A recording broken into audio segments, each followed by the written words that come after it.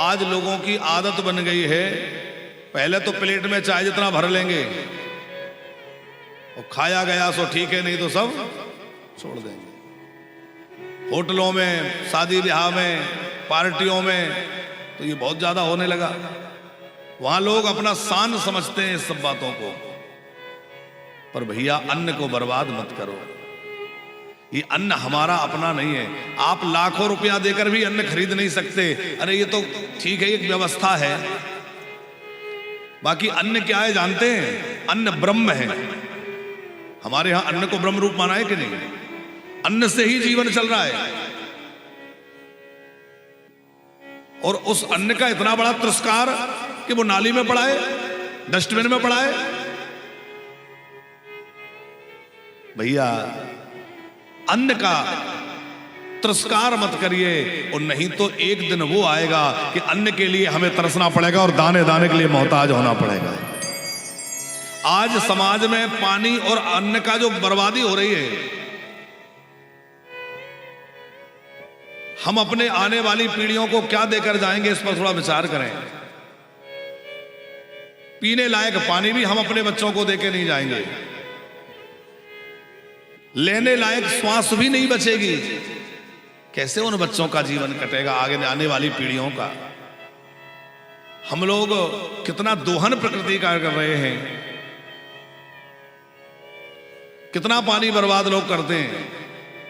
आवश्यकता होती है जहां थोड़े से पानी की, वहां तमाम। अब आजकल सावर से नहाना, बाथ टब में नहाना, ये सब ट्रेंड बन गए हैं। अब उसमें कितना पानी बर्बाद है। आप एक बाल्टी पानी में नहा लेना था, मैं टब में भर के 50 बाल्टी पानी बहा दिया, तो बर्बाद हुआ कि नहीं? जहां एक बाल्टी पानी में 4 कपड़े धुल जाना चाहिए, हमने ऑटोमेटिक वॉशिंग मशीन लगा रखी है। अब वो जाने कितना फेंक रही है, फेंकती है कि नहीं? ये एक दो उदाहरण हम दे रहे हैं, बाकी तो आप सब जानते हैं कि कितनी बर्बादी हो रही है। जितना हो सके पानी का संरक्षण हो, कम से कम में काम चलाएं, क्योंकि आज वाटर लेवल कहां पहुंच गया? बहुत नीचे आ गया। और यदि यही स्थिति बनी रही तो एक दिन वाटर लेवल इतने नीचे चला जाएगा कि भैया हमारे आने वाली पीढ़ी को पानी नहीं मिलेगा। हम लोगों का मतलब जिनकी उम्र 40 के आसपास या इससे अधिक है,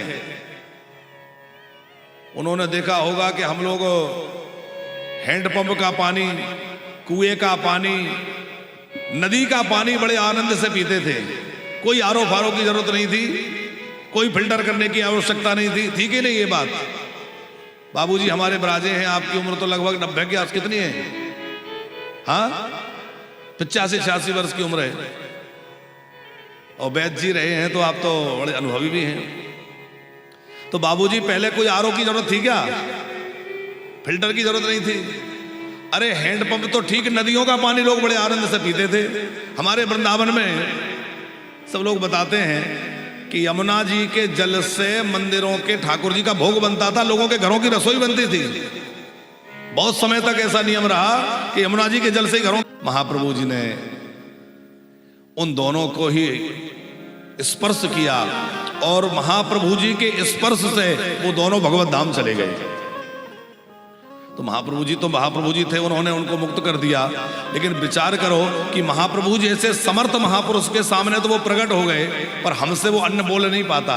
हमारे अंदर इतनी सामर्थ्य नहीं कि उसकी बात समझ सकें। पर वो अन्न जो हम बहाते हैं, फेंकते हैं, बर्बाद करते हैं, क्या वो नहीं रोता होगा और श्राप नहीं देता होगा कि तूने मुझे नाली में फेंका है, एक दिन तुझे भी अन्न के लिए भटकना पड़ेगा।